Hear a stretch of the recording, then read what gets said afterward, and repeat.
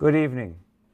Thank you to those who have chosen to attend, are watching, or are listening to the fourth of 4 debates involving candidates for the state representative seat for the new 2nd Franklin District, which will now be comprised of the communities of Athol, Irving, Gill, New Salem, Orange, Petersam, Phillipston, Royalston, Templeton, Wendell, Warwick, and part of Belchertown.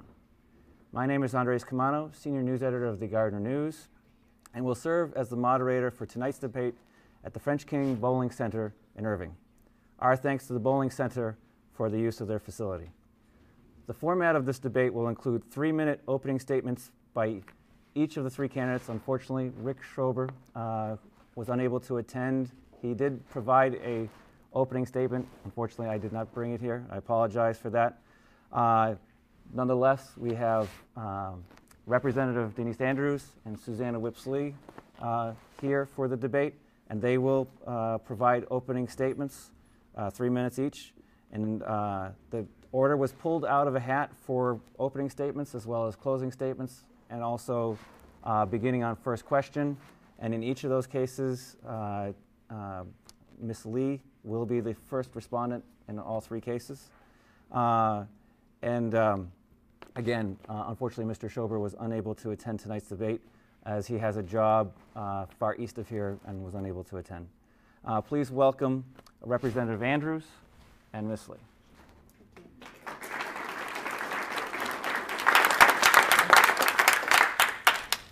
After the opening statements, that will be followed by a total of 8 questions from myself to the candidates, with the first candidate provided 2 minutes and 15 seconds to answer, the second 1 minute and 45 seconds to answer.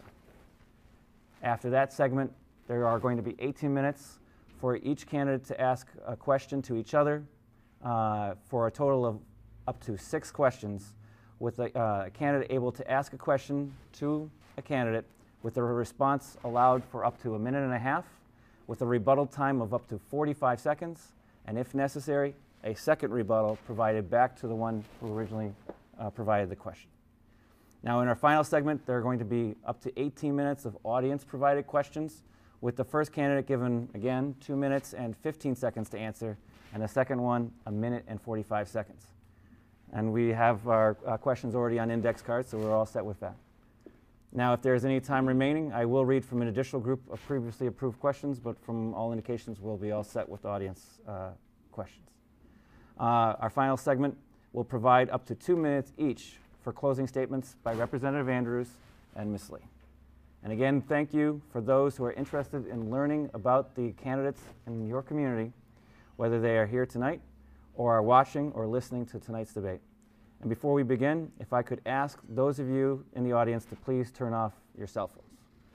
Now, in addition, while we understand that the audience enthusiasm for your candidates, we would like to provide the opportunity for the candidates to have their full say in this final debate prior to Election Day. To discourage interruptions and to allow for a smooth flowing of the debate, if there are any moments where applause or interruptions are caused by supporters of a specific candidate, that candidate will be dealt a 30-second deduction in their response time on their next question. In other words, such interruptions will only hurt the candidate that you support. So I encourage those of you in the audience to hold your applause until the completion of the debate. And please remember to vote in the general election on Tuesday, November 6th. Now, our opening statements, again, Ms. Lee will be first and Representative Andrews will be second. Thank you. I'd like to thank the Gardner News and Andres for coming out and helping us to organize this evening. Also, Chip Jones, Sam Kaczmarzyk, and Mitch Grosky for putting this together. When you go to vote on November 6th, you'll be asked to choose between 2 people who have nothing in common other than their gender. I'm a committed and dedicated member of my community who has spent my life in this area trying to create a better existence for my neighbors. I believe in open and transparent government and will work hard to ensure that your wishes are carried out and your voices are heard. I do not believe that the answer is to blindly throw money at government agencies which are poorly managed and have no oversight or accountability.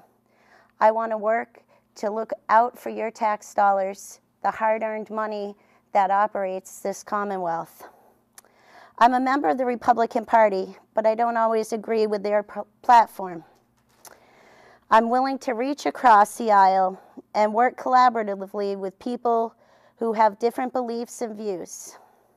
Many lifelong Democrats are supporting me because they feel I'm the best representative of the people of this district. I was born in Athol. I've lived there my whole life. I'm a 7th generation resident of Athol. I'm a business owner in the town of Athol, and I work every day with my family to create jobs for people in our community. I've spent my life volunteering for the people of my community because that's where my heart is. And I intend to continue that throughout the rest of my life.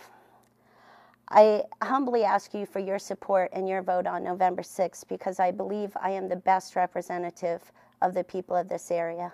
Thank you. Good evening. It is a pleasure to be here, and I want to thank everyone who came out tonight and made this happen. It's good for the community, and it's good for democracy. As a state representative for the 2nd Franklin District, it is an honor and a pleasure to serve people in an area I love and respect. In the same way as many of you, I am deeply concerned about the state of our country and communities. I first stepped into public service because we are in need of people working together to rebuild our country, one life, one family, and one business at a time. I believe that we must together step up and improve by both strengthening our long-standing fundamentals, as well as to evolve and innovate and bring new capacity, compassion, and solutions to our communities. With this, my areas of focus have been and will continue to be as your state representative: good jobs and smart economic development, strong fiscal stewardship, excellent constituent services, senior and veteran services, good leadership that delivers the results that we need. Bringing broad, comprehensive, thoughtful, and effective solutions across all these critical areas is my mission and responsibility as your state representative. Since redistricting was announced, I've been diligently learning the 7 new towns and continuing to serve the 6 of the existing district. I am excited about the potential of this new district. Through my 25 years in business, with a big company, 5 with a small company, and a year and a half as your legislator, I have developed complex problem-solving skills, work with others very well, and deliver results that count. However, my most important learning on this job has come through the conversations with many of you across the district. Listening to your ideas, desires, and needs for your families, your communities, has given me the clarity and the urgency to do my job as your state representative. My personal mantra: to whom much is given, much is required. I hold myself to a very hard standard, and I do my best every day for this community. In my first term, my team and I have established knowledge and relationships that are delivering results for our district. We would like that honor to continue to do that work on behalf of the families of this district. I'm asking for your support, partnership, and vote on November 6th so that we can together continue to make progress in this beautiful district for your families in this community. Thank you. All right, now we will move on to the moderator questions, and the first response will be to Ms. Lee. And playing off a little bit of something that Representative Andrews just talked about. Upon talking to voters on the campaign trail in the area of communities of Irving, Gill, New Salem, Wendell, Warwick, and Belchertown, what would you cite as the most common concerns amongst the voters that you hear from, and how best would you work in Boston to alleviate those issues presented to you? Well, jobs. Jobs, jobs, and jobs. People are concerned about how they're going to support their families and how they're going to continue to live their lives in comfort and not with the fear of losing their home and their communities. Jobs keep people together. Jobs keep communities together. When we lose jobs, many people have to lose their homes, move to other communities to get jobs. The situation in Massachusetts is very dire. As I've said before, the greatest display of the lack of jobs in this area is when an incredibly qualified woman has to go all the way to New Jersey to find a second job rather than stay in this district. And jobs are breaking up families right now. One of my friends just moved to Virginia. He had to because that was where he found work. So he left his children and went to Virginia to work. Jobs are what's going to save our communities. Jobs will bring better public safety and better education to people in the area. As a business owner at Whips Incorporated, I am a job creator. In the last 4 years, we've doubled the amount of our production space, and we've increased our full-time benefited employees by 125%.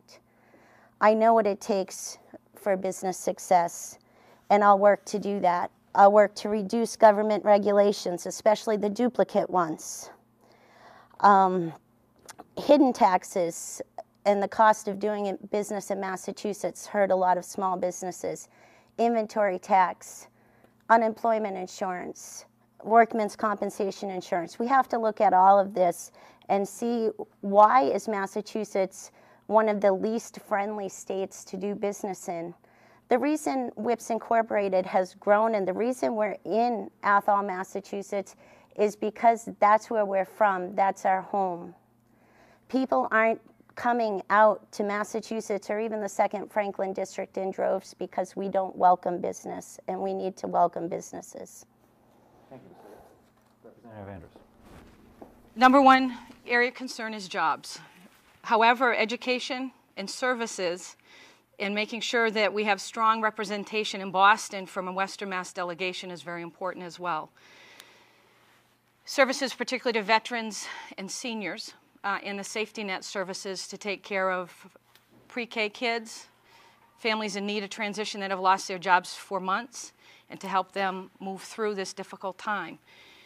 Jobs clearly is the number one area to help lift everybody's life, and it's needed here. We're 2% higher than the average unemployment in the Commonwealth, and we have a 2% higher educated workforce. So we have the talent, we need to get the jobs here. I spent all day Wednesday, or actually all day Thursday at Smith College with the Mass Development Group, 25, 30 people with some of the brightest heads in the Commonwealth on what's going on job creation in Massachusetts. Manufacturing was the focus. Our area has a technical right to get manufacturing jobs here. We have generations of skilled workers, tool and die, paper making, etc. And the good news in Massachusetts is that the manufacturing jobs are starting to come back. And so we worked, there's 3 of us down there from our district, 2 from Athol and myself, and we reached out to those folks to say we want them to work with us, with the Federal Reserve Bank, the folks from Northeastern, and our team here that's working on economic development, to look at what's the rural model to grow jobs. There's been a lot of work on gateway cities, the big cities in our Commonwealth, and now it's time to get at the rural models. And so we've asked to be at the head of that pack, to study that, be part of it, and create jobs here. Thank you, Representative Andrews.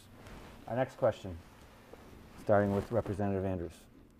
From my understanding, a task force had supposedly been working on a long-range economic strategy for the region. Does it need to be modified because it was seen as weighted towards Greenfield, which has since been eliminated from the communities representing the 2nd Franklin seat?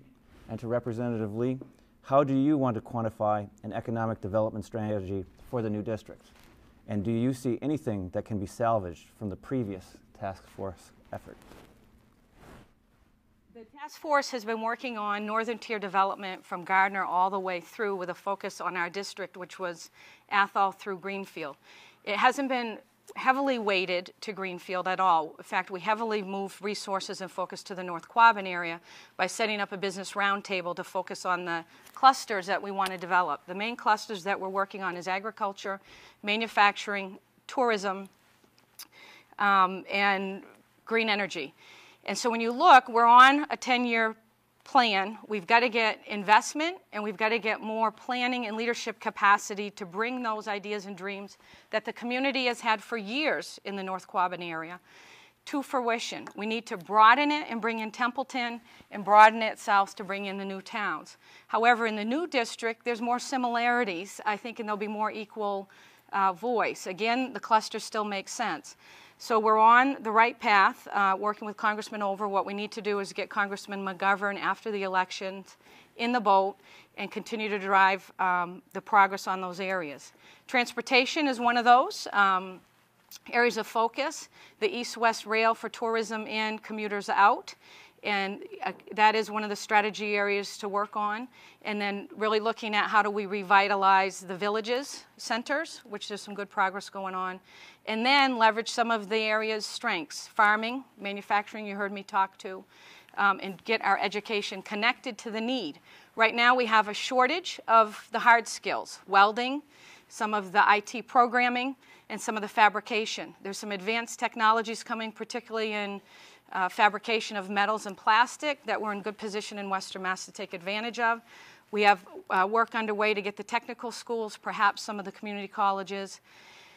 Looking at a satellite technical training center in the North Quabbin, high probability in Athol. Again, these projects take time. I know how to drive business deals. I know how to bring solutions to the table and get people excited and invested in owning progress for our area. Thank you, Representative Andrews. Ms. Lee. Frankly, we don't have 10 years. In 10 years, some of us will be close to Social Security age. We need jobs now. There's no shortage of welders and machinists in the 2nd Franklin District either, because every day we have people coming into WIPS Incorporated filling out applications. Over the years, we've had a few applicants. Now we have stacks of qualified people looking for work. There isn't a shortage of welders, there isn't a shortage of machinists, there's a shortage of jobs. They talk about bringing in a commuter rail. We don't need a commuter rail to bus our people somewhere else to work. We need jobs in our area. We need people in towns working and supporting their families. The number of foreclosures we have in the area is directly correlated to the high unemployment that we have. We need help. We need it now. One of the things we can do, because Gateway Communities doesn't help any of the communities in this area, because it's required to have 30,000 people or more in the city before they'll get the help. We need the state to look at all of the towns in the district and measure them based on their need, based on their median income, and based on the rate of foreclosure, and offer tax incentives in correlation with the need of the area. That's what we need to do. And again, we don't have 10 years. Thank you, Ms. Lee. Our next question. Knowing how one presidential candidate often refers to a long list of tasks he plans to check off if elected on quote-unquote day one, what do you see as your priorities that you honestly seek as items you can accomplish within the limitations of a 2-year term as a state representative? I like that. I am a dreamer. I think it's important to look out more, having a 5-year, 10-year goals. But my first goals would be to get out and talk to the businesses that are already existing and see what we can do to help them expand. One of the things WIPS Incorporated took advantage of was tax increment financing, which gave us a small bit of help for the new development that we put in. I also think it's important that we get results and not rhetoric, because everybody promises things. I'm gonna actually get out and work hard and bring jobs to the area. I'm gonna work with existing businesses and try to get them to expand. One of the other things I want to do is at the State House show people what the 2nd Franklin District is. I don't want to go to Beacon Hill. I want to bring Beacon Hill to the 2nd Franklin District. I want them to see our daily struggles. I want them to see that we're not Concord and Acton and Air. I want them to see everybody in this room for who we are, and we're generations of people who have lived and worked together and shared our lives and been a community for a long time, and we're struggling. And I want the people on Beacon Hill to see what we deal with every day and what our struggle is, and tell them it's time for them to help us. It's our turn. Thank you. Representative Andrews. Knowing how one presidential candidate often refers to a long list of tasks he plans to check off, if elected, on day one, what do you see as your priorities that you honestly seek as items that you can accomplish within the limitations of a two-year term as state representative? Sure. First and foremost is constituent services. We have several hundred people that have called our office since we started in this job looking for help. Help from veterans services for their health treatment, to how to start a business or how to prevent their home from foreclosure. So my first priority is doable, and we're doing an excellent job with the help of the staff in my office. Constituent services. Second, on economic development, I'm not talking wait 10 years to get jobs. I should be fired if I thought that. We have about 600 jobs we need to replenish to this area. We've already are underway about with 200, 60 at Rodney Hunt, 90 or so at the Walmart expansion, another 90 up at Athol Commons. You have different data, and if you have resumes of welders, I suggest you share them with Rodney Hunt, because you could help your neighbors be more successful and grow the community, because we do have an issue matching people to the need. So my priority and doable will continue to be very up close and personal with the small business owners, whether it's a farmer, a construction service, or recruiting a bigger company to come in here and provide a new manufacturing location. So that will continue to be what I work on every week and deliver. Also, when we go forward for budgets, local aid, keeping local aid a priority. We increase funding for the towns. That's critically important to do that again, assuming that the state revenues stay where they have on a 5% growth. And then some bills. There's 7,000 bills that you walk into as a freshman. My approach was to study otherwise people, adopt those. This time going in, I have 36 bills ready to present that will help address job growth and some of the actions that we know we need to take to improve our district. Thank you, Representative Andrews. And our next question, kind of playing off on something that you mentioned. While the Warren Group on Tuesday released data showing that housing sales and their prices across the state have risen in September, with the price rising 8% compared to September of last year. By comparison, in Franklin County, foreclosures continue to be a problem, with 69 completed foreclosures since January, according to the County Registry of Deeds. How best do you see to seek to find ways to improve the picture for the housing market in this region? First is to keep people in their homes. Our office sponsored a foreclosure prevention session Wednesday night. We had families come. We had excellent coverage by the Daily News so that folks that couldn't come or perhaps might be embarrassed to come could get help on keeping their homes and keeping those occupied and keeping our neighborhoods healthy. Second, we need to refresh our look and our image and ambassadors. We need to be excited about where we live and share that with people. Draw them in. We're building, well, what's coming to town is a new college in Northfield.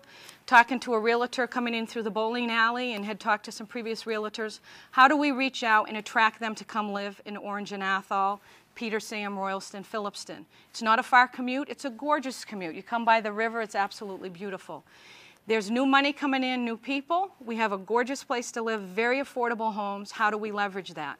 We have to keep our schools strong. We have some concerns right now with the performance of some of our schools in the district. That will really hurt people from choosing to raise their kids and their families in our district. So we have to be tenacious on that and make sure that we build those. And also the culture we have to keep growing. The 1794 house, the creative economy, the festivals, cider festivals, the farms. This is a wonderful place to live. It's an unknown secret by many, and so we got to wisely reach out, share the praises of what we have, positively recruit people, and encourage folks to invest in particularly the new district in the towns. Thank you. Ms. Lee. Well, obviously, everything this evening seems to cycle back to jobs. The reason we have such a high foreclosure rate in the 2nd Franklin District is because of the lack of jobs.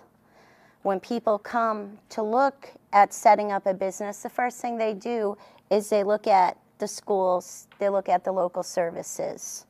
The town of Athol, for example, we have several foreclosed homes. We need to attract business. We need business to build, it's almost chicken and egg. We need businesses to build up our schools and get our schools performing better so we attract people. We also need those jobs, and we need people owning the homes and paying their property taxes so our schools are better and we have more to attract people there. Community spirit is a great idea for leading people in, But we've got to put our money where our mouth is, and we have to give economic incentives to get businesses in. And once there's work, there'll be fewer foreclosures. There'll be more people wanting to come in town. We've got a lot of development happening in the town of Athol recently. The Athol Commons is one of those, that the Athol Edict is responsible for getting going there. Also, the Athol Public Library will be another gem in the center of the town. My dream is to see the center of the town of Athol to look like a Brattleboro someday and have a few cute restaurants and some nice shops. But again, we need to build up our economy, we need to build up our work base, build up our tax base, and the foreclosure problem will solve itself. Thank you. And our next question, kind of continuing on with jobs. As a state legislator, how do you find your role as helping the region to bring on new businesses to the region to improve the job picture in the 12 communities that make up the 2nd Franklin seat? Well, in my experience at Whips Incorporated, one of the things we've done over the last several years to grow the company is marketing, and effective marketing and showing off a quality product. To go out and entice businesses and show people the services we have available. Athol Memorial Hospital is a terrific asset. We've got other great small hospitals in the area that will attract business because the services and the education piece are what people look for. It's going to be a ground leg, grassroots, knock on doors, let people know what we have. We also need to depend on the Commonwealth to help us with our message. In 1930, when the Commonwealth of Massachusetts decided they needed a drinking water source and they flooded 4 towns in the center of the state, they put our area at a huge disadvantage by disallowing any north to south travel in the central part of the state because of the Quabbin Reservoir. Now, the Quabbin Reservoir is a beautiful thing. We have the most scenic, beautiful district in the area. But the fact is, the people in the greater Boston district are provided billions of gallons of water, drinking water from us, and it's time for them to pay. And we need to call in that debt and say, we've provided for you all of these years, it's time you provide for us. Representative Andrews. Could you repeat, please? Thanks. As a state legislator, how do you find your role as helping the region to bring on new businesses to the region to improve the job picture in the 12 communities that will make up the 2nd Franklin seat? Thank you. When you look across our 12 communities, we have some very strong and unique needs of the workforce. We have a large group that's in education. You look down in Belchertown, a lot of UMass employees. You look at our public school systems across there. So we have to make sure education funding stays well funded, both at the local level and at the college level, so that those institutions stay vibrant and get their fair share of monies so that we keep that workforce employed. Healthcare, very important. I continue to work to ensure Athol Memorial Hospital stays funded and the Greenfield Hospital out here with Bay State, and to work through issues that could be a risk to those businesses, particularly at the Greenfield Hospital on their union contract.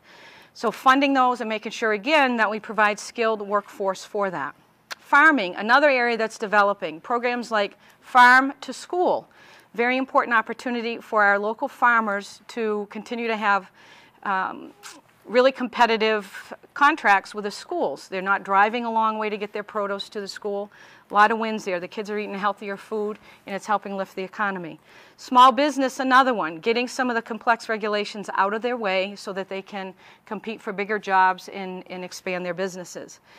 Permitting, when permitting issues come up at the state level, I'm there to expedite those, whether it's the liquor license we're working now or Dunkin' Donuts, or working with the Irving paper mill to financially reset them, or on Athol Commons permitting. Energy cost investment, driving energy costs down for the area. We need to continue to invest in that at the state level, and particularly for Irving paper mill. Their gas pipeline does not come to that plant. How do we extend that to keep them competitive? Thank you. Our next question to Representative Andrews. With some of the expected pending changes to state and federal regulations with regard to biomass, Representative Andrews, can you explain your stance on biomass plants, and if you would ever support the construction of such plants in this region, recognizing your strong opposition a couple years ago to a proposed $250 million plant by Pioneer Renewable in Greenfield? And Ms. Lee, what is your stance on renewable energy with regard to having possibly a biomass plant built in the district? I'm an opponent to a large-scale biomass. I've gone to, I think, 3 hearings, read several reports about 4 inches thick. And as an engineer, I believe in data and performance.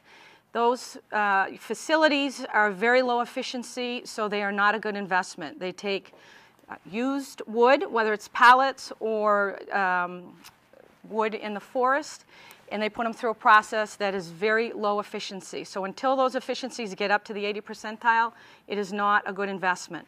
Second, the location that we were citing out here is in a valley. The concerns on air quality are unacceptable. The conditions that it would put on our families around here are unacceptable. So I will continue to oppose that. Small-scale biomass, we have a facility at Mount Wachusett and down at one of the hospitals in Northampton, I believe. Those have the potential to look better for an application for energy cost reduction. I need to understand the performance of those at a deeper level before I say I'm for that. We're looking at that as one option in one of the main manufacturing site renewals in Athol, and we'll do my due diligence to take a hard look at that, keep an open mind, and support alternative energy. Huge supporter of solar, hydro, wind. Huge supporter of reduced consumption and getting off oil and everything that comes with the problems of our dependency on that. Just one moment, just real quickly, if you could clarify, you referenced 80% with regard to efficiency. 80% exactly what?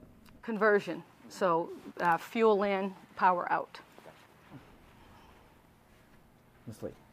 Thank you. I agree that large-scale biomass is not something that's been researched enough, and we haven't seen a good enough plan for any large-scale biomass areas.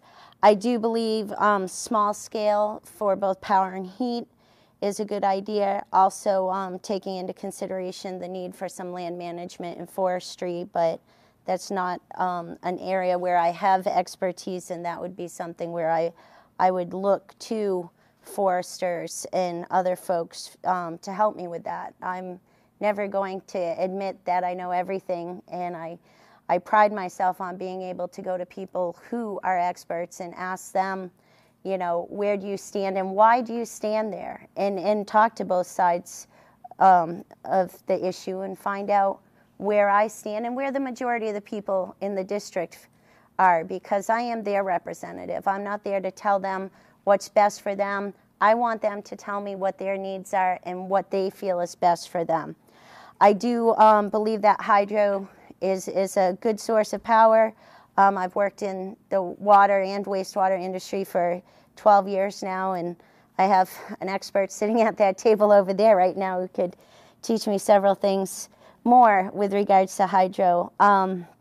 Solar, geothermal, wind, they're all possibilities, and these are great possibilities for private industry to come in and take care of. We shouldn't be investing government money on the research and development of these plants. We need to make a business-friendly economy.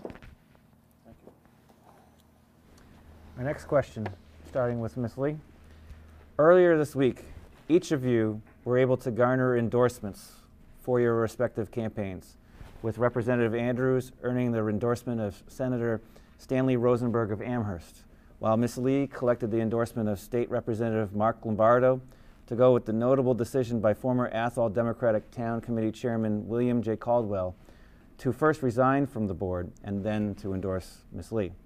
Can each of you explain what such endorsements do in bolstering the support for the respective campaigns, and then identify what it was that you deem had that individual support your candidacy for a state representative? Ms. Lee. Thank you. With regards to endorsements, my local Democratic Town Committee has been shaken up a little bit because several members of that team have decided that I am the better candidate. Kenneth Vadalis, Bill Chasen, Bill Caldwell, Lee Chevette, all former officers, I believe, in the Athol Town Democratic Committee have come and joined me because they know where my heart is. They know my heart is in our community, and they know I will be the right voice. I was very pleased to also receive an endorsement from Sheriff Lou Evangelitis.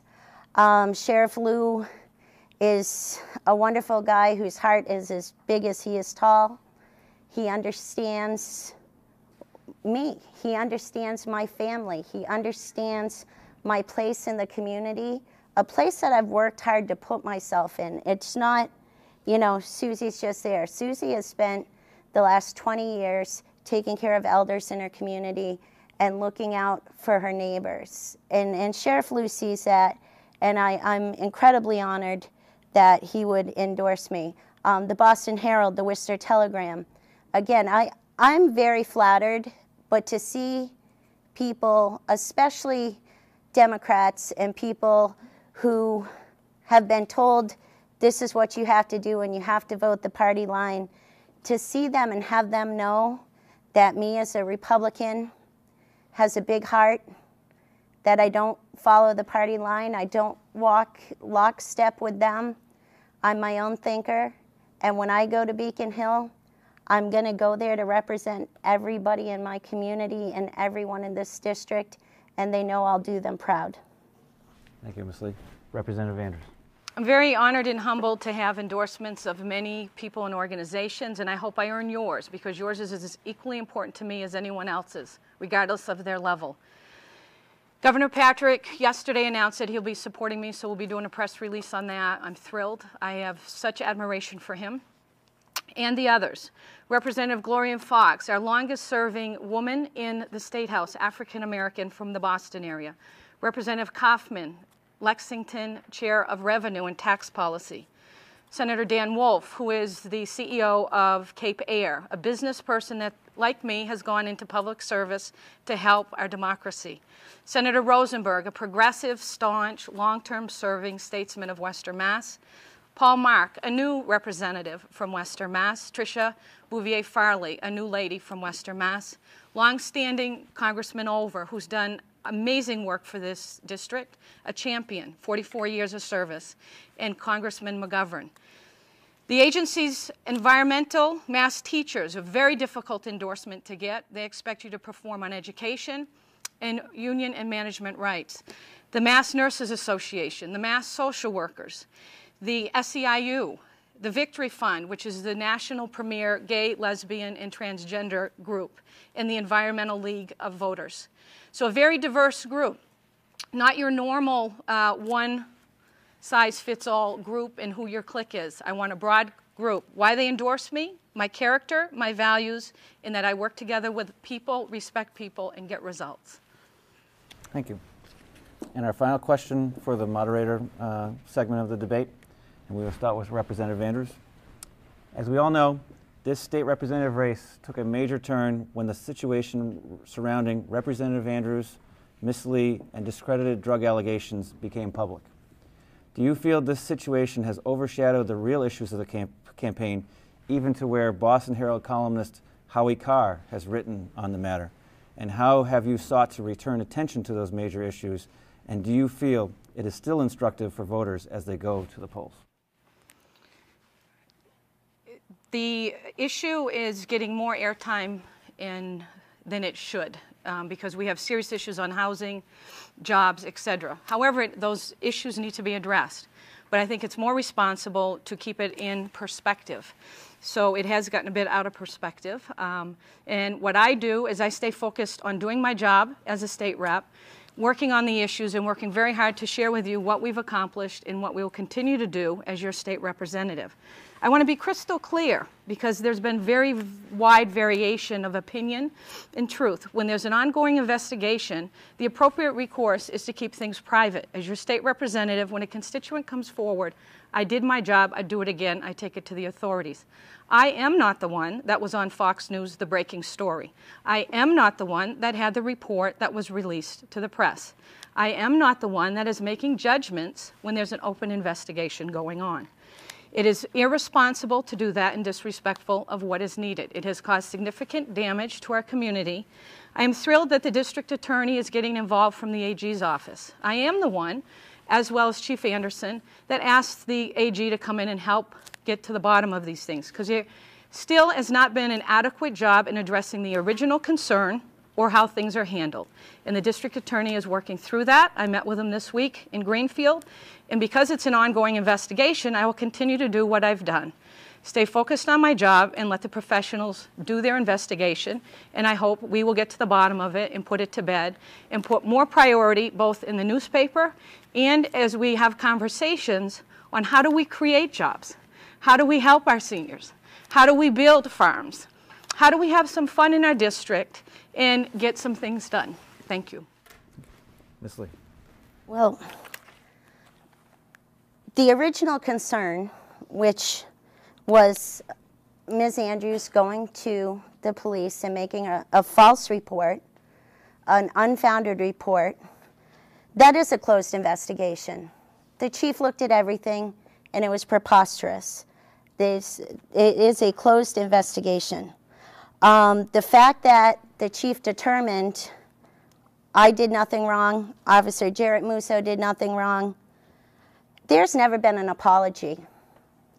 I have grown up knowing that you don't always do things right. When you wrong somebody, when you hurt somebody, you say you're sorry. I've never received an apology. I don't expect to. The people in the district didn't receive an apology when it was discovered that a representative was working in New Jersey. I think the most important part of this whole thing, it's taught me the kind of person I am, and it's taught me that I can hold my head up and I can go about life. And there are some people out there who are mean and who say untruths and who don't do fact-finding and who have poor judgment. And it was displayed in this manner that one of us has very poor judgment, and it proved the kind of person she is. And I really feel bad. But the fact that this could happen and nobody, not nobody, Ms. Andrews has never apologized to me, nor has she apologized to Officer Jarrett Musso. And his charge, what he was investigated for was neglect of duty, which is a much more serious issue than her charging me with possession. And again, they were both unfounded and no apology. Thank you. When a name is used, are we doing 15 seconds? What's that? When a name is referenced specifically, are we doing? Well, I mean, we'll have the opportunity to answer with regard to the candidate-to-candidate question. She's going to apologize. I'm happy to give her a few seconds. I will give you the floor for 15 seconds. For 15 seconds. As I said, there is an open investigation to both get at the original concern and how it was handled. So until that's done, I will reserve judgment and comment, and based on that, you will see from me the appropriate actions. Thank you.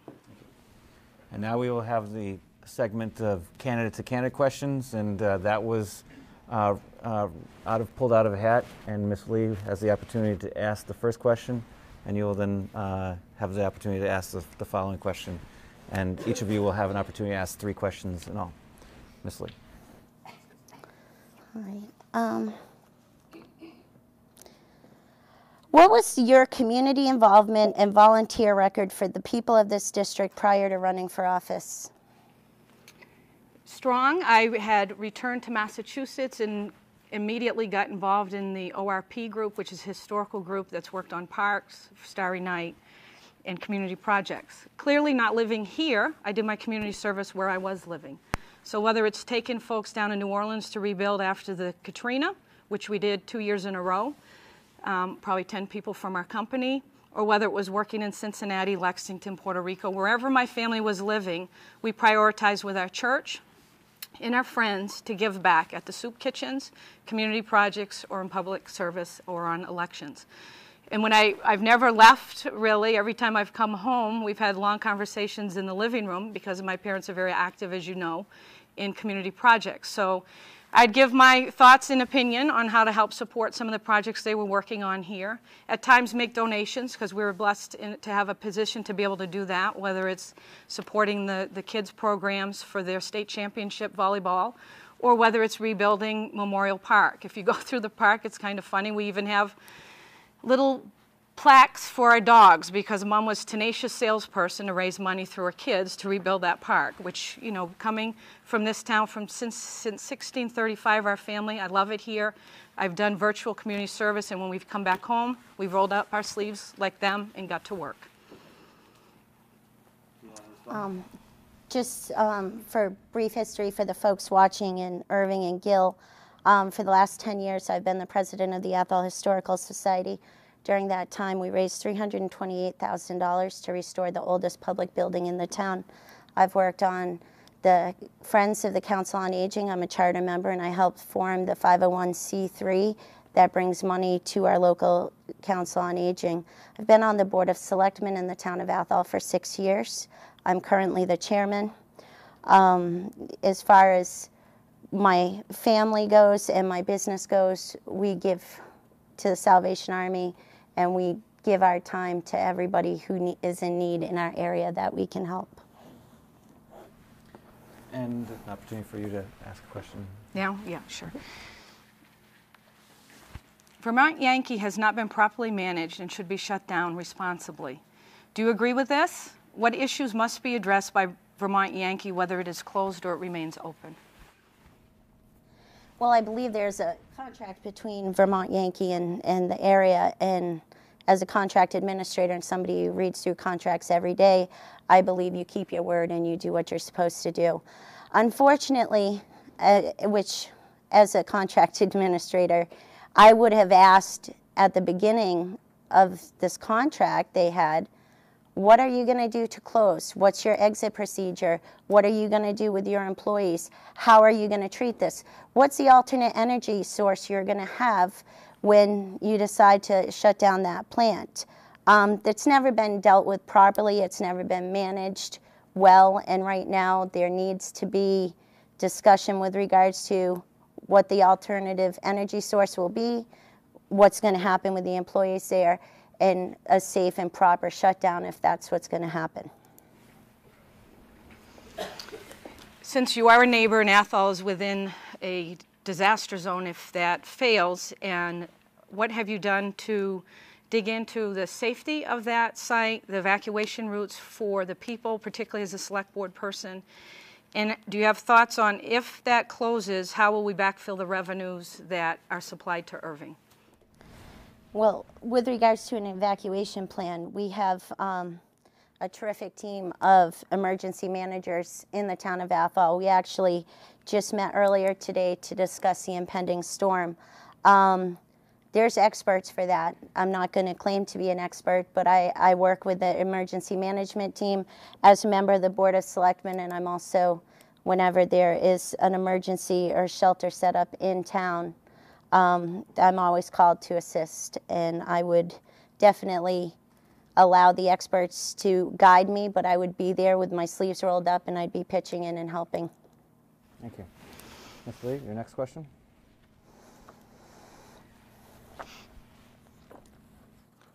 You've mentioned your 10-year plan for economic recovery for the district several times. Please tell us what the action plan is for years 1 through 3. 1 through 3 is to firm up the industrial clusters, to get resources around that from the private and public, to strategize and lay out specific goals, results, and track those and what's needed for investment and projects, because each of those projects will take anywhere between 10 agencies coming together from the private and public sector. And so building ownership of that plan, people who can deliver it, and the support for that, both the support internally with our agencies, whether it's the Massachusetts planning group, whether it's the Franklin County Planning Group, our housing agencies, our transportation across the clusters of agriculture, tourism, manufacturing, and green energy. So we've got actively working, I would say, 7 people to drive that 0 to 3 and then 10 years. So it's a year to 1 to 3 of thinking and planning out, and there's no real action happening there. It's tracking job growth. You know, one of the ideas is that we need 600 jobs. How do we piece those together? You heard we have about 200 cooking, and then what are the key projects that we invest? Getting alignment with the chambers and capacity in the chambers, Franklin County and Athol, getting alignment of the housing and investment money, the tax credits, and the funding, whether it's coming from the federal or state level, into the specific clusters to drive those projects. That's what we're doing, and we're getting results. Thank you. Our next question, Representative Vance. If you are elected, what are the first 3 bills you would file and why?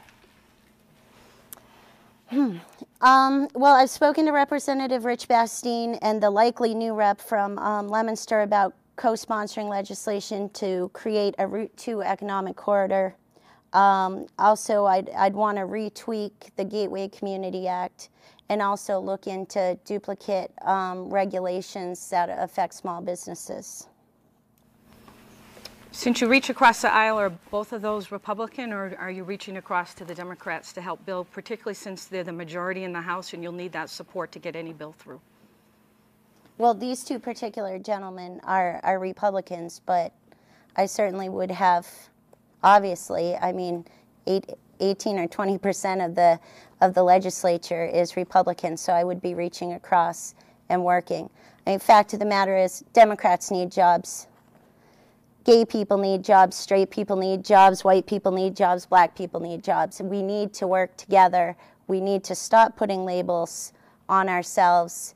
And as a representative, I would do that by going and sitting and working with anybody who would listen to me. And I will beat that drum to get people to come and realize what we need to do. It's not about the letter after my name. It's about the heart and the effort I'll put into it. Thank you. Ms. Lee, opportunity to ask a question. Exactly how many full-time benefited jobs have you yourself created for the 2nd Franklin District? Athol Commons and Walmart really aren't legislative details, so I'm not going to allow you to take credit for those. The legislature in my job does intervene to create jobs, okay? Getting the Greenfield High School to be a new building versus a rehab took personal intervention by me with the school building and Treasurer Grossman. Without that, we would have a refreshed Greenfield High School. The same thing on Athol Commons permitting. That could delay by months. Every day is a job, every day is somebody's paycheck, and every day could put that family at risk again. So I do believe my role is to help drive those. Personally hiring, I've hired probably 6 people, interns, both for the campaign and they're paid positions. They're not benefited positions. I'm not, as a state rep, making the kind of money where I could do that. If I did, I'd be happy to. Because I believe in paying people both good working wage and giving benefits for long-term security. The Walmart expansion fell off the track. I picked the phone up because of my relationship with a lobbyist and said, we cannot afford to have this project go off the track. Please tell me what I need to do as a state representative and working with the local community to get it back on the track. We had groundbreaking last week where there'll be 60 to 70 new jobs. I'm very proud of that. I'm a team player. Results take teams. I do not take credit for single performance. I will take my fair share of credit for my contribution as a team member for the jobs created and the next wave of jobs we have to do. Just with regards to the Greenfield High School, the application for the Greenfield High School was put in 2008, which I don't believe you lived in the area at that time. And also, when Narragansett School was built in Templeton, they received over 85% aid from SBA. Greenfield's getting 60%. Why the difference? the policy on what is the state reimbursement has changed too. On Greenfield High School, you're absolutely right. The application went in long before I was here. However, when the principal picked up the phone and said she did not believe this was the best decision for the community or the students, then I engaged with the community and said, what is going on? They wanted to keep their auditorium. The auditorium is not in the current model for investment by the state. They don't understand that we don't have other meeting spaces. And so through a college friend that I went to UMass with, she says, you need to know Catherine Craven. Catherine Craven's the head of Mass Business or Mass School Buildings. We had a conversation. She got Grossman out here. We toured them. We changed that to where we're building a new school, 70 or 66 million, and all the jobs that go with that. Thank you. And the last question goes to Representative Andrews. Have you attended the Gill and Irving town meetings, yes or no, and what are these towns' top concerns? I haven't attended their town meetings. I attend the Athol town meeting because I'm generally required to be there. I know you make a point to attend as many town meetings as you can. You've never come in and spoken to the select board in town, never stepped foot into the Athol Royalston School District. So as a state representative, if the Board of Selectmen asked me to be present at their meeting, I would absolutely be there. My plan, when elected, is to have a representative from each one of the towns that keeps me in the loop and allows me to be on top of what's going on in their communities. Not going and sitting at a town meeting is it's something I just haven't had the opportunity or the time to do based on what I'm doing. I'm still working 40 hours a week. I'm not paid by the Commonwealth of Massachusetts to go and sit at every town meeting right now. I have attended a select board meeting, and I have spent time in the Athol Regional School District, including meeting with the superintendent a few weeks ago, as well as talking to teachers. When I'm attending the town meetings, they're usually on an evening or sometimes in Gill, a weekend. And to me, what's very important is to get up close and personal to hear what's going on. Irving and Gill do deserve a candidate to know them before they vote for them. I could have chosen to stay out of the new 7 towns. I was working a full-time state rep job, and I made a point to visit all those 7 towns, go to town meetings, and visit the schools. So it's possible, and it's important to know people and what they need before you ask for their vote. Would you just give us the details of your meeting with the Athol school superintendent 2 weeks ago, because I heard it was rather unpleasant for him? It was not the most productive because we have some issues on are we going to collaborate on serious budget issues for the school, operational budget gaps that the state is asking you're going to look for Athol to pay back, and will they be able to do that? And second, the capital investment that's needed in the high school because we have mold in the gyms, and we don't have a master plan for our school buildings in Athol that's going to be affordable yet, and we don't have one for Templeton and the surrounding areas. You told him he was underqualified and overpaid, and were very insulting to him from what I've been told by him. Well, that's not correct, Susie. Oh. Well, now we move on to the audience-provided questions. We had a good number of questions to choose from, and we were going to ask a total of 6 questions in all. And we will start with Ms. Lee and then do rotating basis from that point forward. What is the greatest threat to the environment in our district, and what can we do about it? Well, the greatest threat to our environment, if something were to go wrong, would be Vermont Yankee, obviously. But that's something, again, that needs to be worked with. We're talking about a situation that's actually out of state. The Massachusetts legislature, I don't know how much authority they have and how much power they have to tell Vermont what to do. I know we are, again, in a dangerous area if something were to happen. But I have faith that, you know, they will come to some sort of resolution and that will be able to be disbanded. One of the greatest threats to our well-being is the lack of jobs and employment that we have in the 2nd Franklin District. There's social ills that come with unemployment. Ronald Reagan said the best social program's a job, and he was exactly right. We need to get our people to work. We need to bring jobs to the area. And that is one of the greatest threats to our area right now, is the lack of jobs, the lack of hope, the lack of stability that somebody feels when they're able to put food on their table and put a roof over their children's head. Representative Andrews. He clearly is the Vermont Yankee safety and the meltdown possibility and the effects it would have on this community.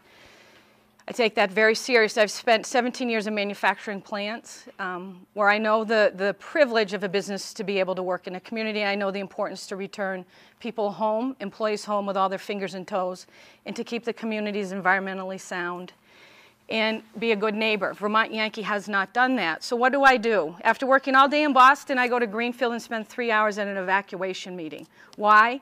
Because I have a voice. Is it in my area of control? No. Is it in my area of influence? You bet. We have power beyond means to do things that we can control on showing up and learning, protesting, getting arrested, writing letters to the governor of the state, writing letters to the president, writing letters and forming a coalition. I've done all that. When there's something that important, I will use my voice, I'll use my diplomacy, I will use every part of me to be a champion with other folks who've been working on this a long time. Hattie from Athol, folks, you know, when I was in school were working to deal with this. So I will continue to do that. We have to make sure those workers are taken care of. I have friends who work there and they're like, if you close it, where will I work? As a business manager, HR manager, when you close plants, you give people what they've earned. Great severance, great retraining, and you honor them for the work they did. They're not the ones that didn't invest in that plant or keep it viable. Thank you, Representative Andrews. Our next question to Representative Andrews first. What are the greatest problems facing women in our district, and how would you address these problems? We just had, and I was happy to help work with the Mass Commission for Women. We got a Western Mass person appointed this week, Margot Parrott, who's in the audience. There's a 17-person commission that advises the governor. We only had one lady from Western Mass. We had a hearing this week. I went to that. I kicked it off. I spoke as a humanist, a feminist, and a person who will work on equal rights till the day I breathe my last breath. The issues for our women here. Men, you die before us. We're left to live without pensions, companionship, and some of the safety nets that you provided your wives. How do we shore that up? We have health issues for women. We have women who don't have transportation in this rural area. We have the need for jobs. There's discrimination once pretty much you're over 45, being able to go back and get a role that you're qualified for. So putting those issues on the table, working at them, is what I do. The young women, they need to believe in themselves. We had a great forum at the high school. Half of the people in charge of that were women. I made a point to share that as a woman who will pull other women up. I think when Susie got elected, I wrote her a personal note congratulating her when I returned to say, it is nice to see a lady select person win. As women in this district, what do we do? So I really get the diversity thing as a woman in business and manufacturing plants. Harassment still happens. Dumbing down as a young girl still happens. Having women objectified happens all the time. You can get ahead for being cute and pretty, but if you're smart, it's not cool. So I try to be very upfront and share a model that will encourage men and women on what's needed while we work on the systemic issues. I am privileged to have served for at least 3 years with Governor Patrick as the lead of his Diversity Council for the Commonwealth. And rural women's issues will get more attention than they have because of what I learned this week at that forum. One of the biggest problems facing women is fear. It's fear for being able to provide for their families. It's fear for not being able to take care of themselves if their spouse dies. But to say women are not going to be able to take care of themselves if their husband passes, I grew up with a lot of really strong women, and I really believe that there are women out there who are taking care of their husbands. And there are some families out there where the woman's the one bringing in the paycheck. I'm a human being before anything else. And I've been asked to join the Women's Republican group or Women for Scott Brown. And I don't join any of those because the labels, I think, hold us back a bit. We're people, we're all working together. I think moms out there, again, they fear for their children. They fear, and all parents fear, that their children's life for the first generation ever, their kids won't have it as easy as they had it. That's a huge fear amongst people. As my grandparents grew up, they always said, we wanted your parents to have it better than us, and we're supposed to have it better than them. That's not the case anymore. We need to work, and again, the biggest problems facing everybody in this district is the lack of employment, the lack of municipal aid coming to our areas. That's going to help with public safety and help with our education. I hate to sound like I'm repeating myself constantly, but we come back again to jobs. And next question to Ms. Lee. Massachusetts voted to unionize home-based daycares. Could you explain how you would vote on the matter? And to Representative Andrews, can you explain how you voted and why? I believe in the right to work. I don't think anybody should be forced to pay dues to a union, especially if that dues is used no differently than Citizens United uses their money. Again, I believe, I'm not pro-union, I'm not anti-union, I'm pro-worker. I've got 64 employees right now, 64 families that work for me, and I don't believe that anybody should have to pledge allegiance to any organization other than their country and their family. And I have a problem with a daycare worker being sucked into a giant union where they'll be lost. And I would not vote in favor of it. I voted for it, and I've spent my whole career on the management side of the bargaining table, and I think many people were amazed, particularly in Greenfield, how pro-union I am. What I am is pro-checks and balances of power, and what I am is pro-good unions and pro-good management. At the end of the day, you have to have respect across the table to say, how do we create a successful, viable business that shares prosperity with its workers, whether you're on the factory floor or you're sitting at the CEO table. And there's not such a disparity between that in wealth generation, benefits, or respect. So I voted for that. Why else did I vote for it? If you look at unions, they've brought us some very good things, and at times not such good things. We have child labor laws, we have weekends, we have decent wage rates, we have decent benefits. We have to stay viable. I was very active when we had to reset union plants in Procter & Gamble and get those competitive. I've worked with the Teamsters. If the car companies can reset with the Teamsters, that means we can work together. So I don't buy, particularly in municipalities, when people keep saying we can't deal with our unions locally and walk away and allow ineffective spending to occur at the state level or at the local level or at the federal level.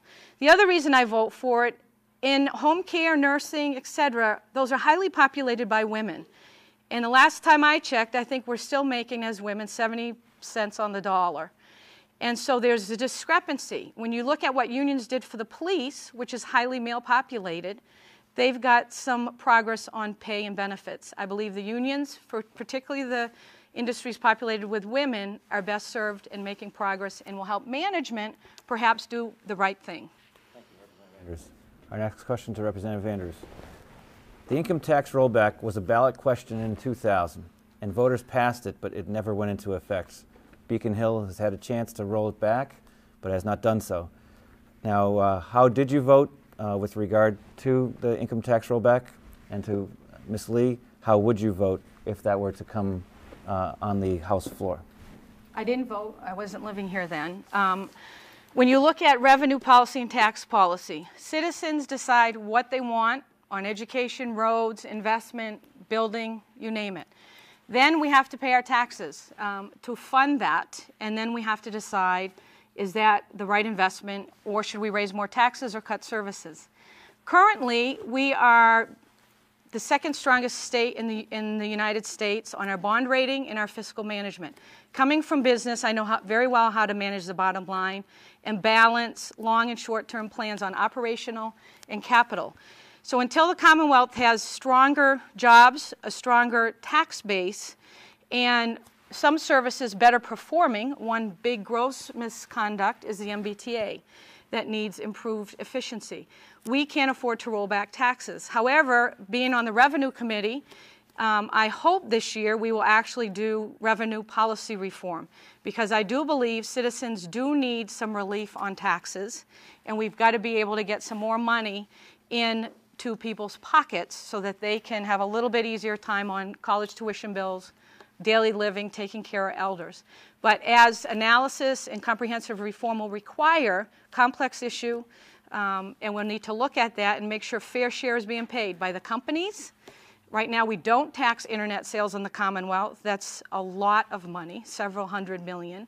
And until we're willing to adjust some of these things, we also have not been oversighting $300 billion in tax expenditure. I was one of the handful of legislators that said this is unacceptable. That should have oversight. We don't write checks without oversight. So I am hopeful that we can roll back some taxes for the individuals. We have to do it responsibly so that we can maintain our services, education, roads, et cetera, and that we can build the kind of rainy day funds and capital that we need. Thank you, Representative Anderson. Ms. Lee.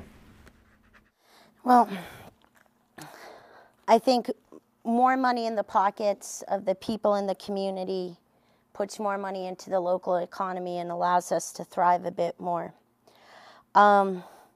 Again, typical threats of government, we're either going to cut services or we have to raise taxes. That's not the only answer. We need to look at the money.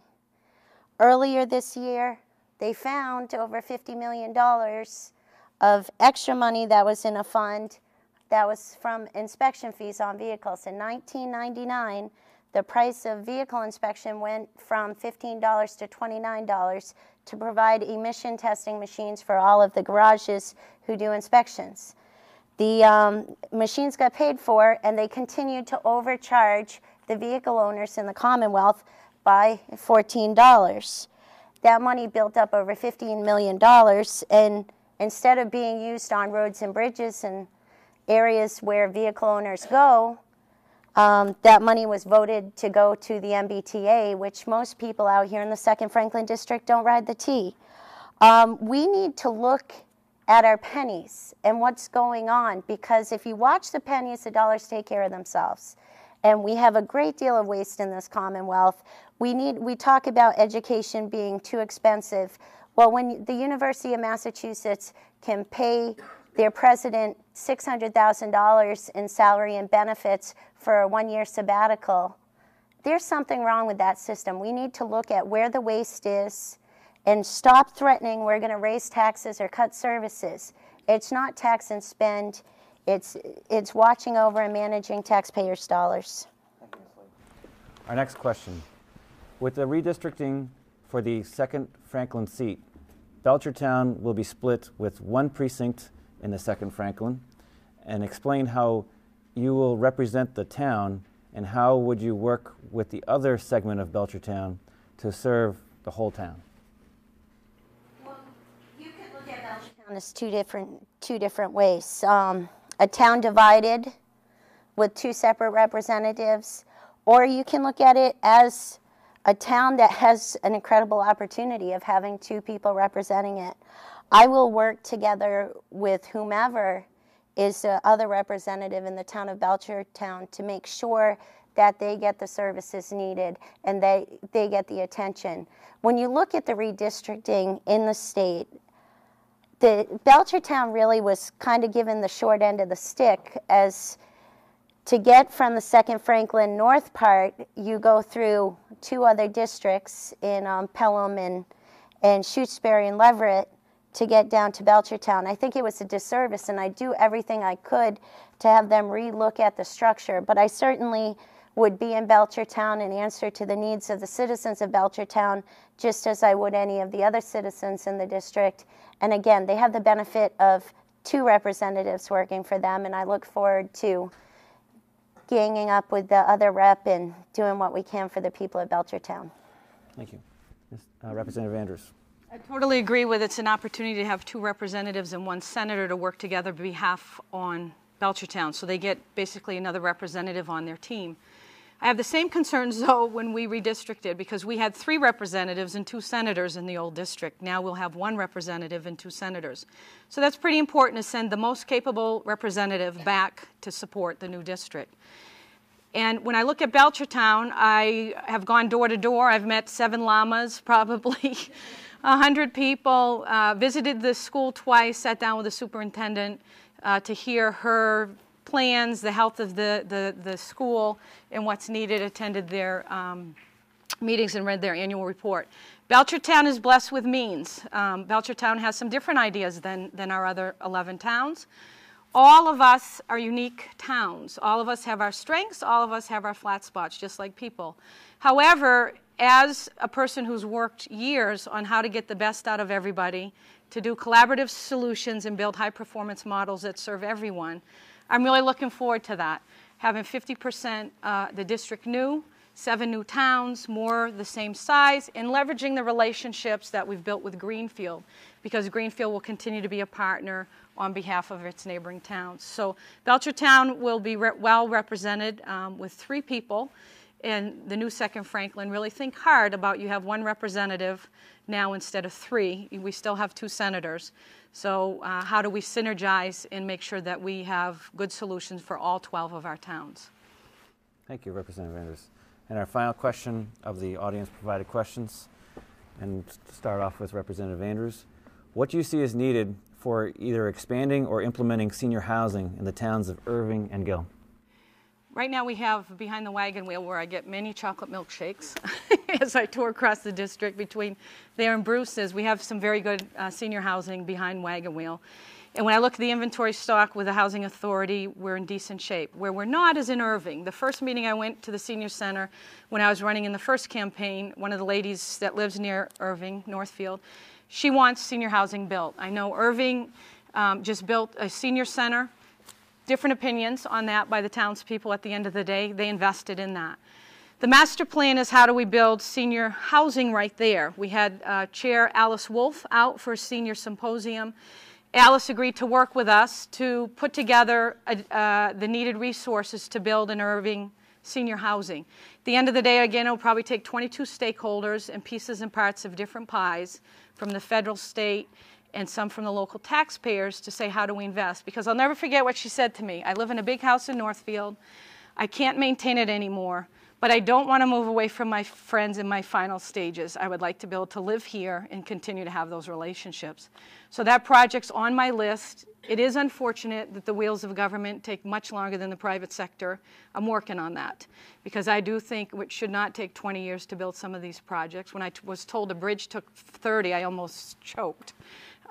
Because that's unacceptable. That's why I'm in public service from the private sector, to bring some of those skills and learn the strengths of the public sector, marry those two, and bring projects like senior housing to Irving sooner.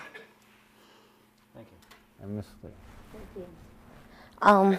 Again, I've displayed a dedication to seniors in my area for most of my life. I actually think it's very important that seniors have the ability to stay in their homes as long as they can.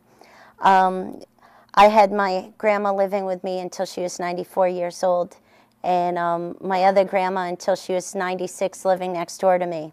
It's important that we take care of our seniors. We're also finding this sandwich generation where there's a lot of people, a lot of our baby boomers are hitting that age, but they've got parents, they've got kids and grandkids, and everybody's trying to take care of each other. Affordable housing, good senior housing are very important projects. In the town of Athol, we created the Athol Residences. We repurposed the original high school, which was then the middle school. we've seen some of the successes there. We've seen some of the things we've done differently. I'm very confident that we can work together with private industry and some state help to provide more senior housing for the people who need it, and also affordable housing in the district. One of the things, there's such a great need for affordable housing, and why stop now? I'm going to bring it back to jobs. With regards to the need for affordable housing, if we could bring more jobs and economic development to the area, the people who need the subsidies and the affordable housing could get back to work, and we'd have more spaces for our seniors who really need it and are disabled. All right, thank you, Ms. Lee. And now we will move on to closing statements, and again, that was done by pulling a number out of a bin, and Ms. Lee, you have first opportunity. Well, I thank you very much for this evening. I was going to read something prepared, but I figure it's best to speak my truth and let the folks out here know who I am. You've heard me answer questions tonight. It's probably not enough. If you'd like to call me or contact me, my number's in the book. I'm available via my website. I want to work for you. I want to help you out. I've lived my life here. I'm a hardworking girl. I don't think you'll find anybody who says I haven't given my all to my community. I look forward to the opportunity to have a change in jobs and leave my company and come and work for you and with you and show you what I've done in the town of Athol. I plan to give my heart just as much to the other 11 towns as I have to my hometown. Again, I'm not going to Beacon Hill. I'm bringing them here for you. I'm going to work hard. I'm going to bang the drum. I'm going to let them know that it's time for the people in the 2nd Franklin District to get some special attention from the state. I'm going to reach across the aisle. I'm going to work with everybody, and I hope I have your vote. Thank you very much. Thank you. And Representative Andrews. I'm going to start with a quote by J.F. Kennedy. I think it's appropriate, particularly when you turn on the TV or you listen to some of the local rhetoric. And it goes like this. But I think the American people expect more from us than cries of indignation and attack. The times are too grave, the challenge too urgent, and the stakes too high to permit the customary passions of political debate. We are not here to curse the darkness, but to light the candles that can guide us through the darkness to a safe and sane future. In our district, we have been lighting candles. We are on, I believe, an upswing. We have jobs coming to the area. We've kept the paper mill afloat. Walmart's expanding. Athol Commons is coming. The farms are growing. Grand Canyon University is moving up the street. There is wonderful things happening and candles being lit. What you'll continue to get from me and my team as your state representative is, you better believe, tenacity to fight for the people of this district to get our fair share in the respect that we deserve and that we earn. We won't take handouts. We'll earn it the old-fashioned way, but we will get our fair share. I'll continue to collaborate, and I'll drive progress for all 12 towns. You'll see me in your restaurants. You'll see me at your events, and we'll be enjoying the community which we love and my family has chosen to return back to. I want to personally thank my family and the volunteers of my committee. I am extremely proud of how hard you work and the character that you carry yourselves. It's a privilege to work with you. I hope I have the privilege to continue as your state representative in Boston. I will work diligently for all towns. We'll have some fun. We'll rock the house. And we'll grow old together, and we'll make a difference. So you know what I'm going to end with. Be blessed and be a blessing. And please vote for me as your state representative on November 6th. Thank you. Thank you, Representative Andrews. Now, a closing statement. Thank you to the 2 of the 3 candidates who are here tonight for the state representative seat for the new 2nd Franklin District, Representative Denise Andrews and Susannah Whipsley, for offering their insight to all the questions debated tonight in Irving for the last of 4 debates, as well as to the audience for their participation. Our hope is that this debate has offered members of the community valuable background into each of the candidates heading into the general election on Tuesday, November 6th, to have a better understanding of who you will vote for and why. So with that, this is Andres Camano, Senior News Editor of the Gardner News, saying good night, and I again ask you that you make it to the polls to vote on Tuesday, November 6th, in the general election. Thank you and good night.